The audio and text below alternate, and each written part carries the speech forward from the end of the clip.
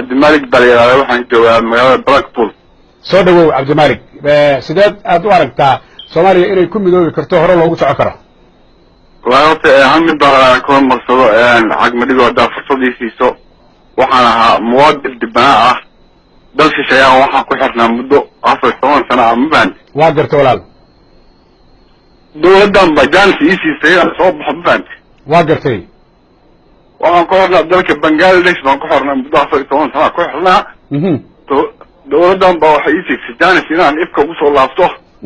dowladda Ingiriiska wali oo sharciga haysto waxa ay qaban waayeen ma fahanto waa gartay marka Soomaaliya waxa hore dowladda la taageero gacmaha la isqabsado aad iyo aad iminka xaaladaadu way fiican tahay Soomaha